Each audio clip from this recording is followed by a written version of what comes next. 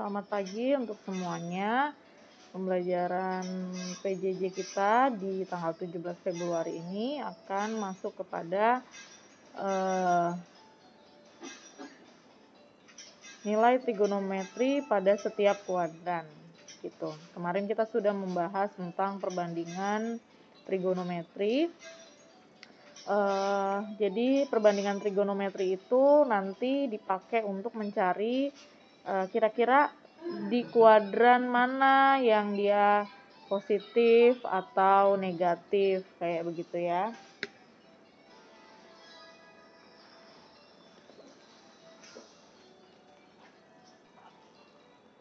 Kalau lagi Zoom gitu harus pakai masker.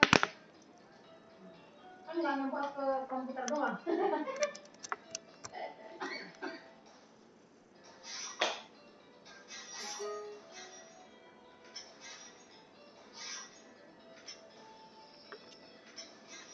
Oke. Tes kedengaran ya suara saya ya? Kedengaran nggak? Halo, Alvina. Kedengaran, Bu. Kedengaran ya, oke.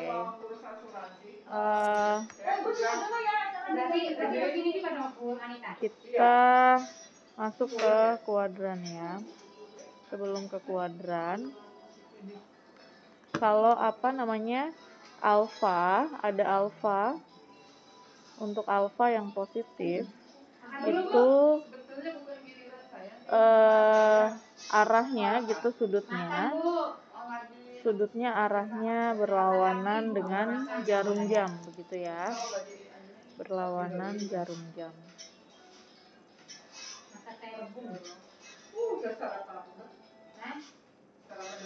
Kemudian kalau dia minus, begitu, kalau dia dibilang minus berarti dia searah jarum jam. Maksudnya searah sama berlawanan itu apa sih? Gitu. Kalau searah itu yang dianggap 0 kan di sini ya. Ini 0. Kemudian di sini 90.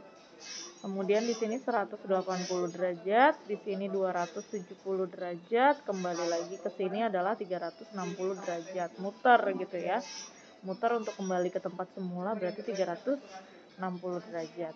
Nah, kalau disebut alfa dari 0 ini berlawanan arah jarum jam, berarti dari 0 dia arahnya ke atas gitu ya. Ini namanya berlawanan jarum jam. Nah, ini. Nah, ini yang disebut dengan alfa begitu. Misalnya kita simbolkan dia dengan 30 derajat. Nah, ini ke atas gitu arahnya, berlawanan. Nah, kalau minus 30 itu gimana? Minus 30 itu tinggal ke bawah gitu ya. Arahnya berarti ke bawah, seperti itu. Nah, ini minus 30 derajat. Arahnya ke bawah. Searah jarum jam kan, kalau arah jarum jam kan dia dari angka 3 ke angka 4 ke bawah gitu ya. Nah, ini berarti minus 30 derajat. Nah, minus 30 derajat ini bisa juga disebut dengan sudut positif begitu. Tinggal hitung aja dari sini, dari 0 kita diputar sampai ke sini. Kira-kira berapa derajat ya? Tinggal kurangi saja dari 360 derajat dikurangi 30 derajat. Berarti positifnya adalah 330 derajat. Begitu. Jadi minus 30 derajat itu bisa dibilang sama dengan 330 derajat. Jadi sudutnya itu sebetulnya besar gitu ya. Cuman arah dari awalnya saja dia agak arahnya ke bawah. Nah, begitu. Nah, sekarang kita akan menentukan untuk kuadran yang positif dan yang negatif. Kemarin kita sudah belajar perbandingan gitu ya. Nah, dari perbandingan kita bisa tahu siapa yang positif, siapa yang negatif. Misalnya sudutnya di sini. Begini ya. Ini sudutnya. Kita ambil Jangan ditunggu, ntar dia datang sendiri. misalnya alfa di sini ya. Di sini alfa. Nah, di alfa masih ada namanya ibu. Iya, ngapain aku pakai nama di situ ya? Ya orang yang baru belum datang kok. Ini positif X, ini positif Y ya, pastikan ini Y, panjang ke sini, kemudian ke sini minus X dong ya, dia minus X. Maka kalau kita mengacu kepada demi sami gitu sin alfa, kita bisa dapat di sini R. R itu dianggap selalu positif karena dia vektor gitu ya. Dia jarak gitu, jarak titik 0 ke titik ini. Maka dia selalu disebut dengan positif begitu. Selalu dianggap positif. Jadi yang negatif itu adalah tergantung sumbu X sama sumbu Y begitu ya. Nah, di sini kita kalau mau cari sin, ini sejarah kenapa kuadran 2 itu sin misalnya positif begitu ya. Dia bisa dibilang positif sin itu dari sini karena sin alfa didapatkan demi depan permiring. Depan alfa itu positif gitu ya. Depan alfa positif dan miringnya juga positif. Maka hasilnya dia positif begitu. Terus kalau mau cari cos berarti cos alfa itu kan samping permiring, negatif sampingnya gitu ya. Angkanya negatif dibagi dengan R, maka hasilnya pasti negatif juga gitu. Maka di kuadran sebelah sini yang positif adalah sin dan temennya sin yaitu kosekan gitu ya. Nah ini yang positif, sisanya negatif gitu. Itu sejarahnya. Kalau saya bikin sejarahnya satu-satu pasti kalian akan males gitu ya, apalagi ya IPS maunya yang langsung to the point aja lah, itu gimana gitu. IPA yang lebih suka dari mana tuh positif, dari mana itu negatif, seperti itu ya. Nah, langsung aja kuadran 1 tuh di sini kan 0 sampai 90 itu kuadran 1. Kemudian kuadran 2 90 sampai 180. Itu kuadran 2. Kuadran 3 180 sampai 270. Kuadran 4 itu 270 sampai 360. Yang positif di kuadran 1 yang sudutnya di antara 0 sampai 90 itu semua positif ya. Semua positif. Kemudian kuadran 2 tadi yang positif hanya sin dan kosekan. Kuadran 3 yang positif adalah tangen dan kotangen. Kuadran 4 yang positif adalah cos dan sekan. Gitu ya. Nah, ini pembagiannya yang positif dan negatif. Buat apa sih? Buat sebenarnya sudut istimewa itu yang perlu kita hafal kan dari 0 sampai 90 aja. Sisanya itu ya ini, dia di kuadran berapa, positif dan negatif, nanti tinggal dikurangi berapa, begitu ya. Sampai sini bingung nggak? Ada yang bingung? Enggak? Saya lanjutkan ya. Kita ke contoh dulu untuk memahami positif dan negatifnya.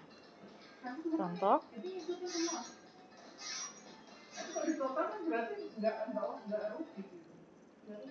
Contoh. Jika sin alfa dikali titik itu dikali ya, cos alfa lebih kecil dari 0, maka alfa berada di kuadran mana, gitu ya. Di kuadran titik-titik. Nah, kira-kira alfa berada di kuadran mana? Nah, kita tentukan dulu nih. Kan artinya kurang dari 0 itu ketika sin dikali dengan cos kurang dari 0 artinya dia negatif gitu ya. Kalau dia kurang dari 0. Karena negatif, jadi kira-kira di perkalian apa nih supaya dia negatif begitu hasilnya.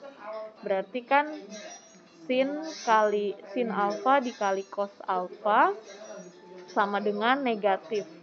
Supaya dapat negatif kan perkaliannya adalah plus dan min gitu kan ya. Kalau sinnya positif, cosnya negatif, maka hasilnya negatif. Atau sebaliknya, sinnya negatif, cosnya positif, maka hasilnya juga negatif. Begitu kan? Nah, karena seperti ini, maka kita harus tentukan kapan sin itu positif tapi cosnya negatif. Yang tadi ya, tinggal dilihat kuadrannya. Ketika sinnya positif, yang lainnya negatif, itu adalah di kuadran 2, gitu ya. Berarti untuk yang pertama, kemungkinan alfa ada di kuadran 2. Kemudian yang kedua, ketika sinnya negatif tapi cosnya positif gitu. Sinnya negatif tapi cosnya positif itu ada di kuadran 4. Hanya cos yang positif, yang lainnya negatif. Berarti kemungkinan yang terjadi adalah untuk kondisi nomor 1, jawabannya berada di kuadran 2 atau kuadran 4. Nah, jawabannya begitu. Karena kita belum bisa menentukan sudutnya, maka kemungkinan ada di kuadran 2 dan 4. Kira-kira ada yang bingung nggak? Kita coba ya satu. Yang kedua, jika sin alfa dan dikali cos alfa hasilnya lebih besar dari 0. Maka kira-kira alfa berada di mana? Coba dikerjakan dulu. Ada di mana nih kira-kira? Silakan dikerjakan.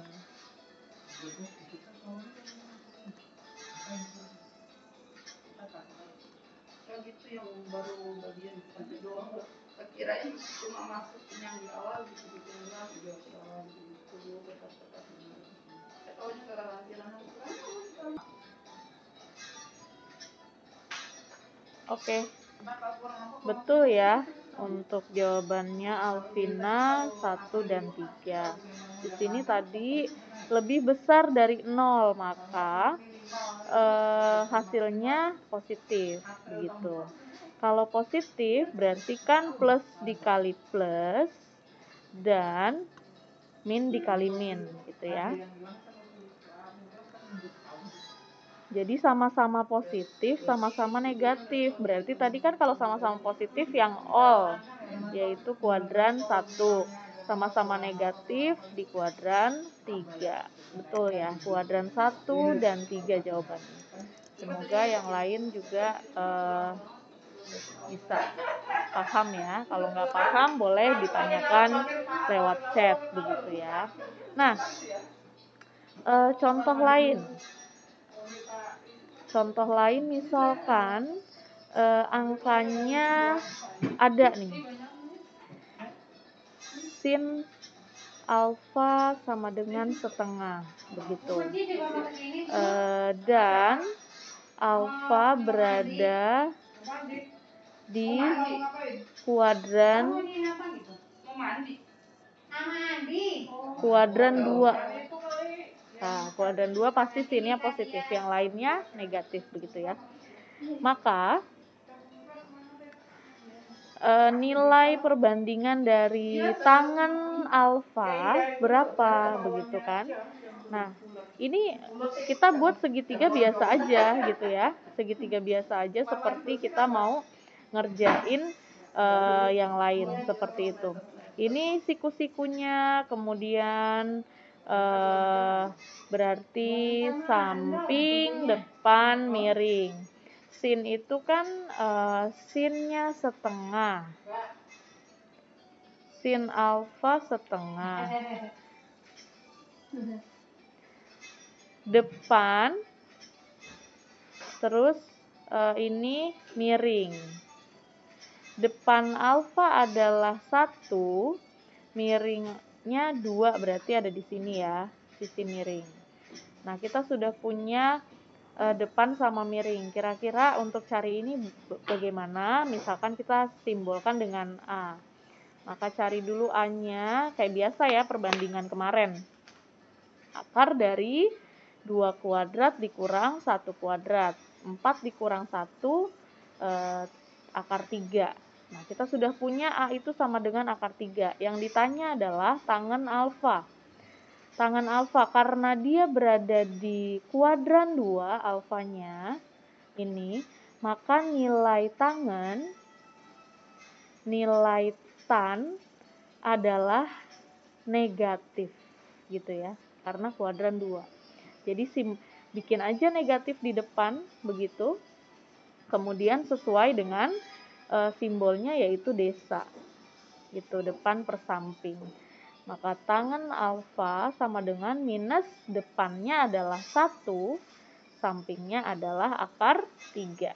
Kalau ada akar, kita harus rasionalkan, dikali akar 3, akar 3. Maka tangen alfa sama dengan minus 1/3 akar 3. Nah, seperti itu. Ada yang masih bingung untuk 3 soal ini?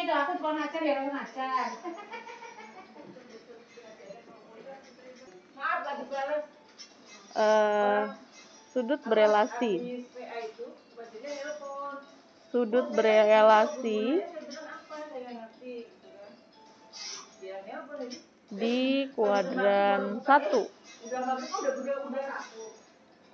Ya. Kuadran 1 itu kan kurang dari 90 gitu ya. Jadi kuadran 1 tuh sebutannya ada 2 ya.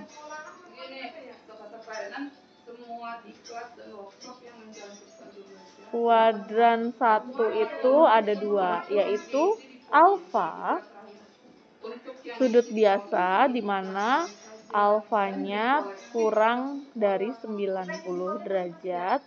Kemudian yang kedua adalah 90 dikurangi alfa. Nah, ini sudut yang berelasi gitu ya di 2 ini, di kuadran 1. Kalau alfa aja biasa seperti sudut 30, 45, 60 begitu. Tapi kalau untuk yang di bawah ini yang seperti kemarin kita pelajari sebelumnya.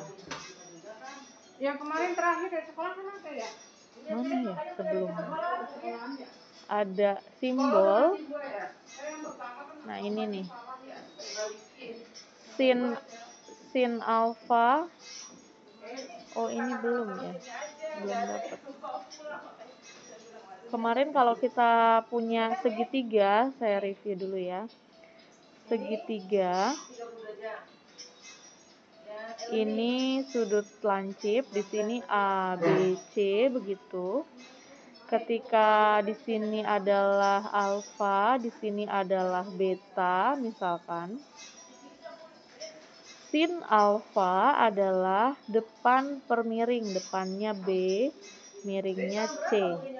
Terus kalau ditanya cos beta, itu adalah sami. Samping beta B, miringnya C.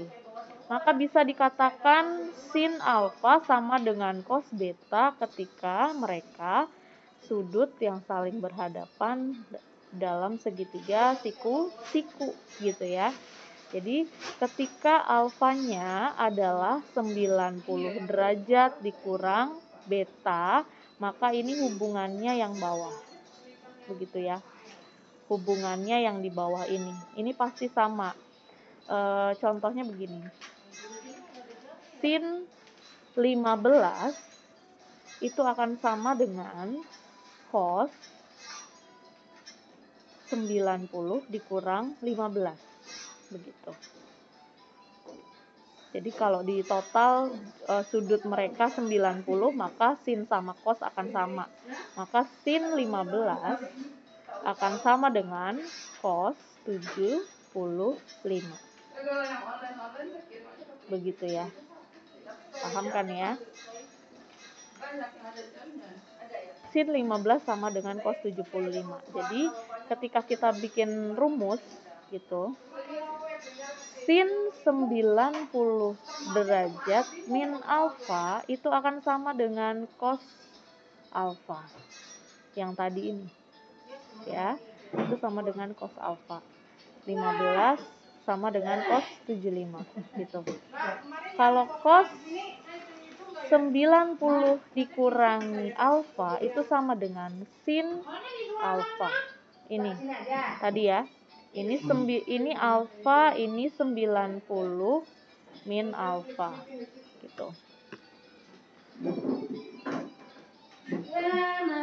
Ya. Terus tangan 90 min alfa itu sama dengan kotangan alfa. Kemudian kotangan alfa 90 min alfa itu sama dengan tangan alfa. Nah, ini ya. Ini berhubungan dengan relasi yang pertama, kuadran 1. Kalau alfanya biasa aja.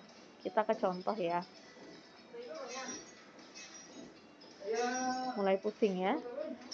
Kemarin aja udah pusing gitu. Contoh. Kita punya diminta dicari begitu.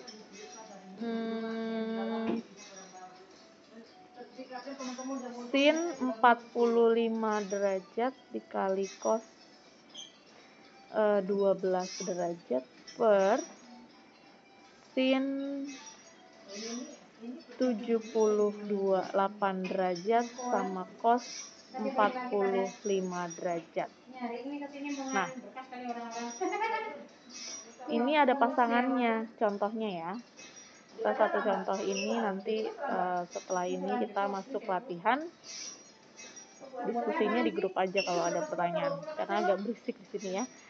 Sin 45 pasangannya sama cos 45. Kenapa? Karena 45 tambah 45 90. Berarti harusnya mereka sama dong nilainya, gitu ya. Nilai dari sin 45 sama dengan cos 45. Jadi ketika dibagi harusnya 1 gitu. Kemudian yang kedua, cos 12 sama sin 78. 12 tambah 78 adalah 12 tambah 78 90 ya. Maka yang kedua, cos 12 pasti akan sama dengan sin 78. Begitu. Karena tadi kita sudah buktikan dengan perbandingan. Hasilnya sama nih. Ini ya. Ini hubungannya sama. Ketika alfanya sama betanya dijumlah 90. Karena sama, ya udah tinggal dicoret aja gitu kan.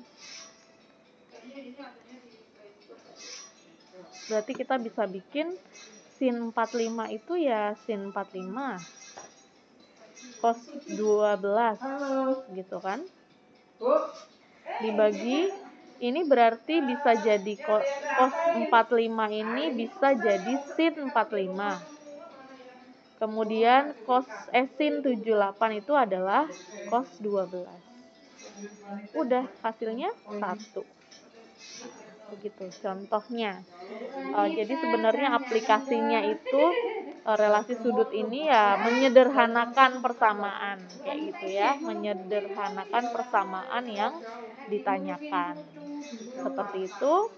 Eh, saya tutup dulu videonya nanti, tapi jangan leave dulu ya. Jadi sekian pembelajaran kita hari ini tentang kuadran 1 gitu, sampai kuadran 1. Nanti ada soal yang akan saya berikan dan dikerjakan gitu ya. Satu soal saja saya berikan, dikerjakan, dicoba di rumah. Nanti pertemuan selanjutnya kita diskusikan.